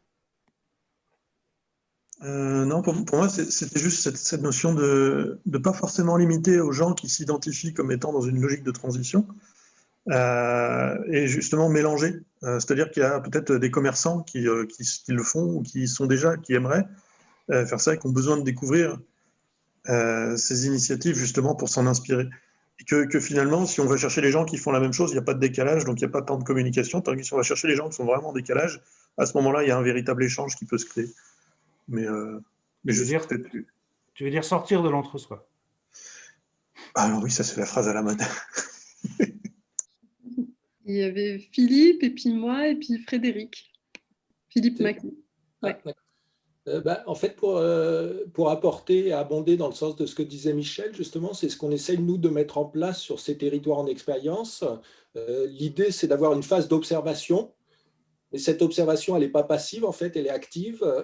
On a, par exemple, dans la Drôme, là, j'ai passé 3 mois et demi et j'ai engagé des podcasts vidéo sous forme d'interviews qui sont des portraits d'acteurs et qui vont permettre à chacun de se présenter qui il est. Et tout ça, on le met en temps réel en ligne sur une plateforme multimédia qu'on anime qui s'appelle Bioscène. Et on a créé tout un support qui s'appelle des pitchs des archipels, c'est-à-dire chacun parlant de ses projets. Qu'est-ce qu'il exprime à travers son projet? Comment ça exprime aussi des besoins? Comment des ressources peuvent être mises en partage? Et donc, c'est une autre manière de cartographier, non pas à travers une entité géographique, mais à travers du multimédia. Et on est en train de créer ce qu'on espère pouvoir mettre en œuvre prochainement, c'est des web documentaires participatifs. C'est-à-dire que chacun peut devenir un contributeur en référençant les connaissances des actions qui sont menées, des îlots ou des îles, et tout ça visant à constituer un archipel territorial, en fait. Et à partir de là, ces web documentaires, l'idée, c'est, comme le disait Yannick, de permettre d'avoir des sphères d'acteurs qui sont complètement différentes, qui ne se connaissent pas, et à partir de là, de faire des assemblages, parce que tout est justement mis au commun et chacun peut trouver vocation à participer à tel ou tel projet. Donc, c'est vraiment ces choses extrêmement dynamiques en fait, qu'on essaye d'activer parce qu'il faut mélanger les différentes sphères de la société et puis justement créer ces décalages dont parlait Yannick. À mon tour, ensuite, ce sera Frédéric, puis Lorenzo. N'hésitez pas à demander la parole dans le chat en mettant un petit P, surtout ceux qu'on n'a pas trop entendus, parce qu'il nous reste à peu près... Si, ça va, on a le temps. On s'est tellement dépêché au début qu'on a du mou. Moi, j'avais envie de dire que ce que je trouverais génial, c'est de lancer, mais peut-être que ça existe, des temps un peu de rassemblement où on construit les événements un peu en même temps sur différents territoires. Comme ça, il suffit juste qu'on se dise on y va tous ensemble et chacun mène un petit peu ces différentes initiatives. Bon, on essaie de développer un peu d'intelligence collective pour pas faire la même chose 2 fois et essayer de se synchroniser, mais on pourrait faire des choses comme ça sur des territoires, comme ça donnerait du concret. Et à ce moment-là, donc là, on avait proposé 1 fois par mois un rendez-vous en ligne, mais peut-être que ça pourrait être... je ne me rends pas compte du temps qu'il nous faudrait pour organiser quelque chose comme ça. mais peut-être tous les 2 mois, ou je sais pas. Enfin, voilà, je mets l'idée, c'est quelque chose qui me plaît et vers quoi j'aspire depuis longtemps, et je me dis que ce serait super cool. Je donne la parole à Frédéric, du coup. Oui, moi, c'était pour rebondir un peu par rapport à... enfin, donner une information aussi sur lequel, parce que moi, j'ai du mal à écrire dans le pad, dessiner en même temps, etc. En fin de compte, nous avons travaillé pendant 1 an et demi dans le cadre des stratégies urbaines, des études des stratégies urbaines par l'État, le cadre du POPSU, ça s'appelle, avec l'école d'architecture de Montpellier. Et de là, on a un étudiant qui a fait une étude sur la biorégion et un village en particulier, avec plusieurs scénarios. S'il y avait, en cas d'effondrement, une arrivée massive de 1500, 2000 personnes, etc., etc. De ce dossier, on a présenté à la mairie, qui a été quand même assez réceptrice. Et aujourd'hui, nous avons eu donc un financement pour pouvoir résider pendant 3 mois dans le village, afin de pouvoir faire émerger ce que les citoyens voient de leur village, en sachant qu'ils sont très, très éloignés. Donc pour nous, on a demandé de pouvoir créer un tiers-lieu éphémère et occuper la rue, puisque nous, c'est notre spécialité. Voilà, donc on attaque au mois de décembre avec Yannick et Judith, parce que voilà, on s'est dit, tiens, on va faire quelque chose un peu carré, on va déjà les prendre eux, et après, nous, on intervient surtout à partir de janvier jusqu'à fin mars. Et si jamais le projet, on arrive à faire émerger une vision assez commune des villageois, il faut savoir que la mairie est en train de faire péremption et propose derrière de faire un cahier des charges avec les habitants pour que tout le village soit réhabilité par des baux de réhabilitation, ce qui donne une propriété pendant 15 ans aux gens qui le réhabiliteraient sans aucun moyen, vu que tout serait qu'avec des matériaux locaux, puisque tout a été identifié. Voilà, c'est pour vous dire, c'est qu'on a arrivé à trouver une commune qui nous suit dans nos folies, puisque nous, on est quand même un peu hors norme des fois. Bon, enfin là, on a trouvé enfin une commune et des financements pour pouvoir le faire, et on vous tiendra au courant, bien entendu. Voilà. Et si vous voulez venir dans l'Hérault pour ça, venez nous voir, on y est jusqu'à fin mars. Voilà, j'ai fini. Merci Lorenzo. Ensuite, il y a pas mal de prises de parole. Alors, j'ai noté pas mal de choses sur le chat. Il y en a certains qui m'échappent. Les 2 qui me reviennent, en tout cas, c'est pour rebondir sur ce que disait Philippe Maquet. N'oublions pas qu'on a un super partenaire depuis un bout de temps qui s'appelle Mathias Laeni, qui a fait 1000 documentaires On passe à l'acte, avec un film également à la clé, qui s'appelle Les artistes de la vie. Et là, je pense qu'il y a effectivement un potentiel à développer avec d'autres partenaires dans ce même mode, ou en tout cas dans des choses complémentaires. J'aimerais également, si Damien Deville est encore là, pour rebondir sur ce que disait Selma. Il est parti ? Ah zut, dommage. Parce que justement, pour rebondir sur ce que tu disais, Selma, à propos d'événements un peu partout, lui, il a l'ambition, on va dire. Donc Damien Deville, je le rappelle pour ceux qui ne le connaissent pas, c'est l'archipel des Alizés. Et je ne sais pas si vous avez eu l'occasion de le voir intervenir. En tout cas, il est en train de préparer un événement. D'abord, au départ, au niveau national, donc un événement localisé, mais il est fort possible que ça puisse évoluer également sur des événements qui seraient simultanés au niveau locaux, sur plein de thèmes qui touchent la transition, mais dans un sens beaucoup plus large. Et voilà, je pensais qu'il était là, donc je voulais juste au moins évoquer ça et ne pas oublier de le recontacter. Et puis j'ai dû laisser également une autre information, mais je ne sais plus de quoi il s'agissait. Merci.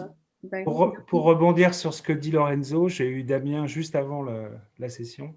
Il est très enthousiaste, il ne pouvait pas rester très longtemps, donc il est juste resté au début, mais il a déjà plein, comme tu dis, plein d'événements prévus et il va falloir qu'on documente tout ça. Moi, je pense que c'est ça maintenant qui va être important, c'est comment on fait pour éclairer tout ça, pour effectivement pas être dans la pagaille de trop d'informations.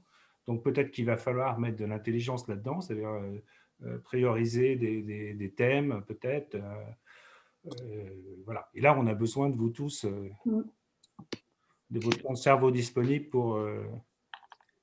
Il y a pas mal de demandes de prise de parole, justement. Il y a la Manufabrique et ensuite ce sera Marie-Hélène puis Pascal.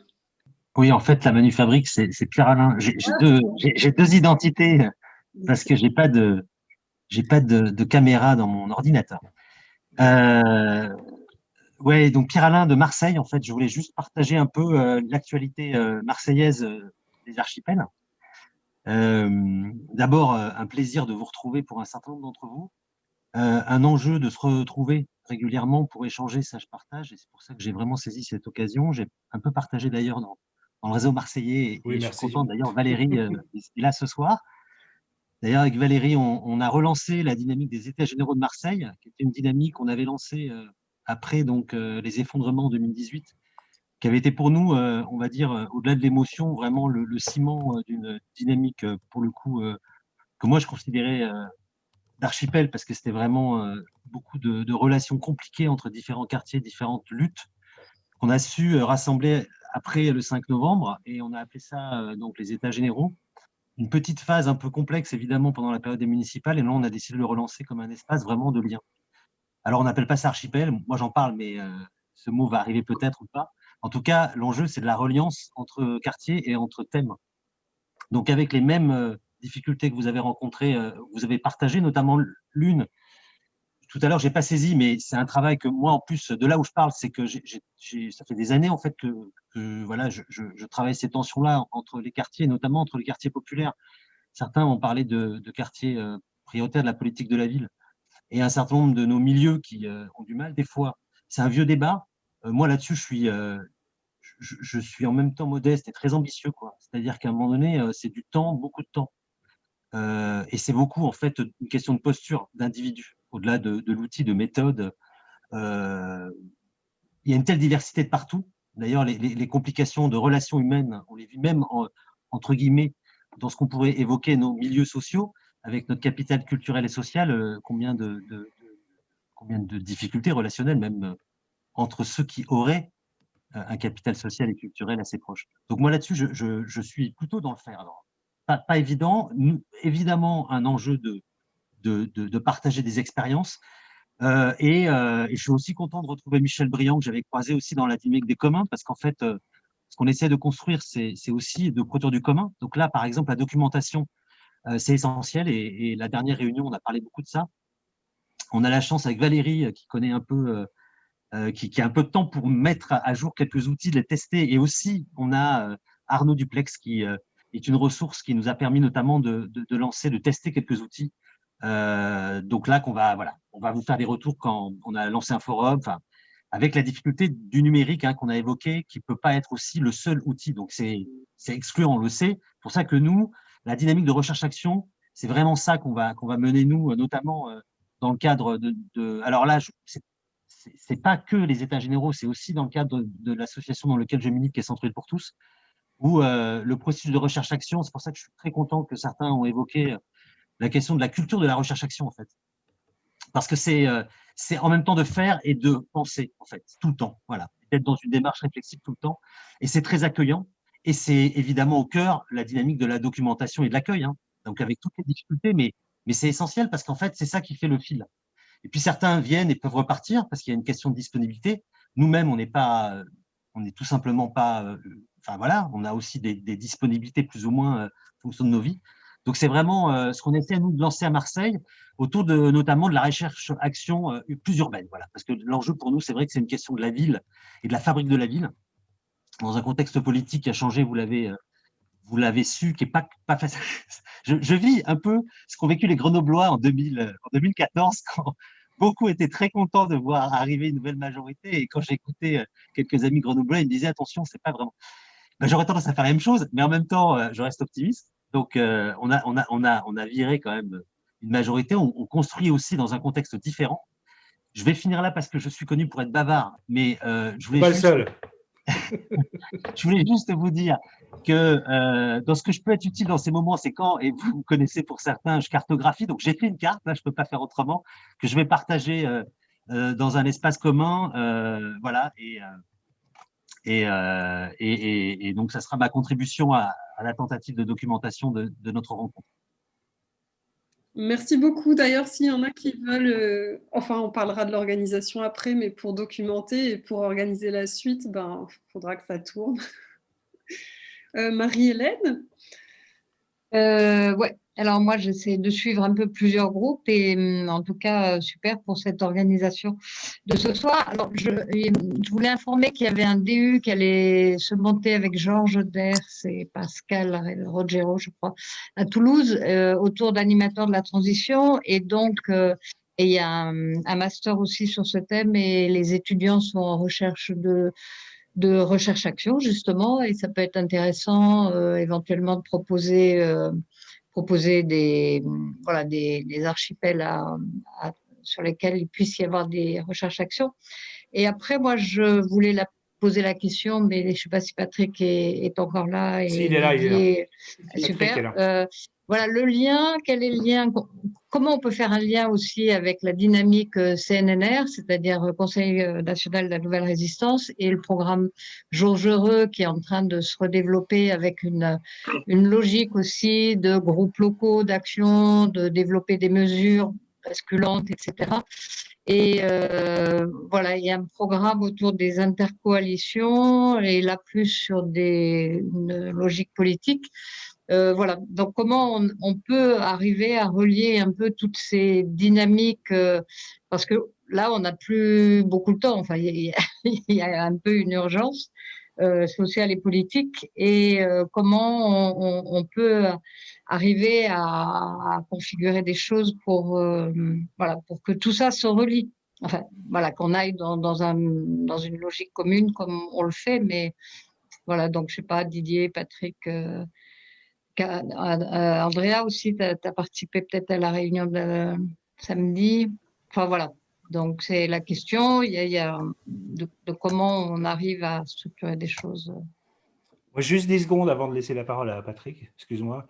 C'est juste pour dire, oui, c'est ça qu'on est en train de faire, mais je pense qu'il faut que ce qu'on est en train d'organiser là, c'est-à-dire sorti de l'entre-soi politique que moi j'ai constaté une fois de plus, puisque j'étais à cette réunion où j'ai remplacé Patrick, c'est intéressant, mais ils sont vraiment toujours dans un entre-soi un peu.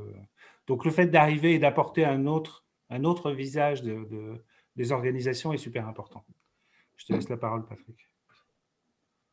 Oui, c'est juste pour répondre à la question précise de Marie-Hélène. Il faut voir que justement le débat sur la forme archipel, il traverse aussi tous ces milieux-là.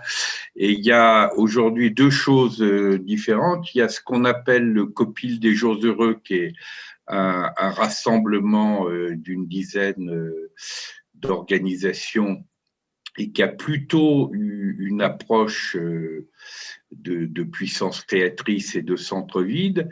Et puis, il y a le Conseil national de la nouvelle résistance qui est rentré en crise parce que, justement, toute une partie de ce Conseil national ne veut pas de cette forme-là et veut garder une capacité de surplomb, d'être en capacité d'être le référent de tous ces milieux-là. Et c'est en train de produire une crise qui est potentiellement féconde, mais qui fait qu'à mon avis, c'est plus le Copil des Jours Heureux que le Conseil national de la nouvelle résistance qui est dans la logique archipélique. Merci Patrick. On a Pascal qui voulait parler, ensuite Anna, Roland, et après je crains qu'il faille vraiment qu'on conclue. Oui, merci Selma. Merci tout le monde. Moi, j'arrive un petit peu nouvelle, donc si je dis des choses qui sont des bêtises, pardonnez-moi d'avance. Jamais. Donc, je vois qu'il y a énormément d'initiatives, c'est très dynamique sur les territoires. Moi, mes actions, elles sont plutôt internationales et beaucoup en ligne. Maintenant, on pourrait voir des communautés en ligne comme des territoires aussi, mais peut-être plus quelque chose qui est très distribué. Dans le sens des conversations qu'on peut avoir et des connaissances. Et je me demandais si une pirogue, ça peut être une recherche ou une recherche-action sur un concept qui a lieu. Alors, par exemple, la pédagogie des communs. Un incident qui est arrivé récemment me fait penser que il y a vraiment une réflexion à faire sur les valeurs du commun, même le CC, comment est-ce qu'on s'en sert, que veulent dire les différentes façons de gérer la licence et qu'est-ce qui se passe quand elle n'est pas respectée, quoi. Ça, il faut que tu notes ça. Il faut que tu notes ça quelque part parce que c'est des questions intéressantes. Mais donc, est-ce que ça, c'est une pirogue ou est-ce que les pirogues, c'est plutôt des pirogues territoriales? C'est ça que je voudrais comprendre aussi et que je vous demande. Et juste avant de quitter, je voulais juste dire aussi que je suis très impliquée dans encore au niveau pédagogique, hein, d'amener des technologies de transformation sociale, genre théorie U, Dragon Dreaming, à des gens qui ne sont pas du mouvement de la transition. Donc, faire un espèce de lien quand même avec des choses assez simples qu'on peut essayer dans son contexte de travail ou familial, etc. Voilà. Okay. Petite information. Merci. Merci. Anna? Oui, moi, ce que je voulais juste peut-être préciser, rajouter dans ce qui peut être fait, pas fait, c'est que les Jardins du Nou, comme on est une communauté apprenante, pour apprendre la gouvernance partagée, ce qu'on aime bien faire, c'est des défis. Et du coup, par exemple, ça peut être un défi pour un jardin d'animer des réunions ou d'animer des rencontres, comme tu l'évoquais, Selma. Voilà, c'est une proposition de mixer les ressources des jardiniers qui veulent s'entraîner à faire de la gouvernance partagée et à faire de l'intelligence collective et du processus. Donc, on a plein de gens qui font du dreaming, on a plein de gens qui font toutes ces choses-là. Et qui veulent, qui peuvent être complètement en appui à ça. Donc voilà, s'il y a des projets concrets, je pense qu'on peut peut-être voir s'il y a des jardiniers qui auraient envie d'être en soutien sur ces choses-là. Je dis ça, et d'un autre côté, je sais que les jardiniers du Nou, enfin l'Université du Nou a déjà collaboré avec le CNRR, les jours heureux, sur justement comment faciliter certains temps et se former. Donc il y a déjà des liens qui existent en fait entre toutes ces communautés. Et bon, voilà, ça c'était le truc. Le truc qu'on peut dire aussi, c'est que nous, les jardiniers du Nou, on se fait régulièrement des campus où en fait on les fait en forum ouvert. Et ça marche très bien pour s'auto-déterminer le programme tous ensemble avec les gens qui sont présents sur place. Donc voilà, je rebondis aussi sur ce que tu disais. Un forum ouvert, les gens arrivent, ils savent qu'ils vont parler transition, on fait un forum ouvert, à la fin, les gens ont normalement échangé sur ce qu'ils avaient à échanger et construit ce qu'ils avaient à construire, si ça a été bien facilité. Et dernier truc que je peux dire aussi sur les jardiniers du Nou, c'est que j'en ai pas parlé parce que je voulais pas présenter les jardiniers du Nou, mais on a aussi une plateforme numérique sur laquelle les jardiniers s'appuient avec, pareil, un endroit où on essaye de partager du commun et à créer du contenu en commun. Mais un endroit aussi où on a notre agenda partagé et on a des lieux de discussion et d'élaboration de nos activités en tant que jardinier. Je ne suis pas sûre que ça puisse répondre à votre besoin dans le sens où on est très, nous, centré intelligence collective et gouvernance partagée, mais peut-être qu'il y a des pirogues qui peuvent être intéressés par ça, des pirogues qui seraient sur le faire ensemble et la coopération et qui voudraient venir s'appuyer sur la plateforme pour faire la pirogue. Voilà, ça peut être un support. Merci, Anna. Il y avait Roland qui voulait parler, non, je crois? Oui, et puis après, on va clore. Je pense qu'on aura 5 minutes de retard. Oui, facile. Moi, je veux bien dire un mot, pas long. Là, on est vraiment dans le domaine de l'exploration des idées, des rencontres, des échanges. Et moi, je me pose toujours une question sur le fait qu'il n'y ait pas de budget, qu'il n'y ait pas quelque chose de concret, parce que finalement, cet aspect des choses est mis de côté, et c'est souvent un aspect qui fait que les groupes n'arrivent plus, enfin, que l'association, la structure, si elle n'a pas d'adhérents. Et donc, si ce projet que je soutiens formidablement bien comment dire, se dirige vers une autre forme de société qui s'intéresse à la société civile et doit être portée par la société civile. Une manière d'aider, c'est que la société civile participe à quelque chose qui va nous permettre d'avoir éventuellement un secrétariat, une organisation, quelque chose qui devienne un peu, entre guillemets, professionnel. Et je dis ça parce que moi, j'ai participé à la création de Colibri avec Cyril Dion. Et donc, on était face à cette situation, c'est-à-dire comment faire pour accomplir la mission. Et on a fait appel On avait lancé un appel aux 3000 au départ, et puis après, il y en a eu plusieurs, mais ça a duré quelques années. Mais aujourd'hui, je ne connais pas j'y suis plus, mais il y a une grosse partie du budget de Colibri, parce qu'ils ont maintenant des employés, enfin, il y a des gens qui sont rémunérés, et il y a une grosse partie du fonctionnement qui est payée par la société civile, et moi j'en fais partie, qui donne une somme tous les mois, etc. Donc je pose cette question, qui n'est peut-être pas dans le domaine des idées, peut-être que ça l'est quand même, mais aussi le rapport à la matière. Je pense que ça fait écho chez pas mal de gens ici, tu sais. Et d'ailleurs, si tu veux être le timonier de la pirogue qui devient un paquebot, là, tu vois, un peu sur ce sujet, il n'y a aucun souci. Non, mais je me pose la question sur la capacité à pouvoir avoir du souffle et faire un marathon sans avoir… Voilà, parce que c'est un projet qui est très ambitieux, quoi. Oui. Tout à fait. Oui, effectivement. Il faudrait qu'on close. Conclue. Il faudrait concluse. Didier, est-ce qu'on avait d'autres choses à dire? Il fallait qu'on détermine qui voulait bien prendre en charge la prochaine animation. On s'est dit qu'on garderait une continuité en étant là un petit peu en soutien. Moi, personnellement, j'ai bien envie d'essayer de faire une newsletter qui concentrerait un peu toute l'info qu'il y a là. Donc, s'il y en a qui veulent faire ça avec moi, je vais mettre mon mail. Et puis, sinon, pour l'animation de la prochaine, il y avait déjà pas mal de monde qui disait qu'ils voulaient. Donc, il y avait Yannick, Andrea, Barbara, Jonathan. Je crois qu'il y a pas mal de monde. Alors, on s'est dit qu'on allait tourner chaque mois, peut-être mettre 3 personnes. Je ne sais pas. Qu'est-ce que… Oui, puis attention, parce qu'il y a ça, il y a l'Agora, mais peut-être aussi qu'il y a déjà des possibilités de faire des satellites de l'Agora sur des sujets plus précis, sur tout ce qu'on a dit finalement. Peut-être qu'il faut faire un point là-dessus. De créer l'Agora et en même temps les petites Agoras. Les petites Agoras, enfin les satellites. Les satellites des Agoras. Donc l'Agora va devenir un archipel en fait. Ben oui. Non. On va rester simple pour le moment. On va rester sur… Déjà, on a fait un rendez-vous mensuel alors que jusqu'à présent, il n'y avait pas de date.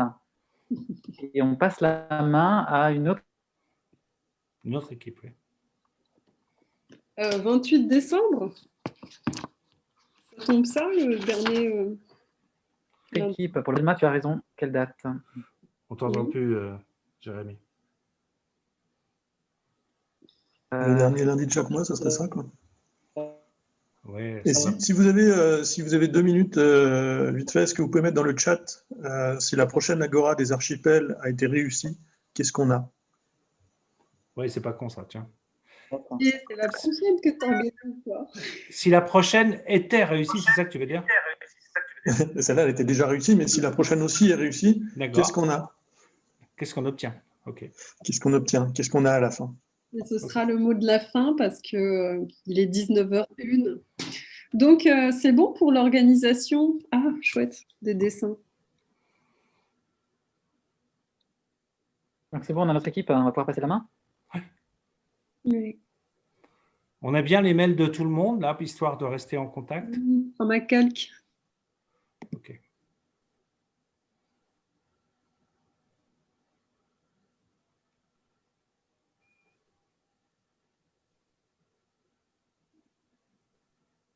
J'adore, c'est de plus en plus BD, c'est super.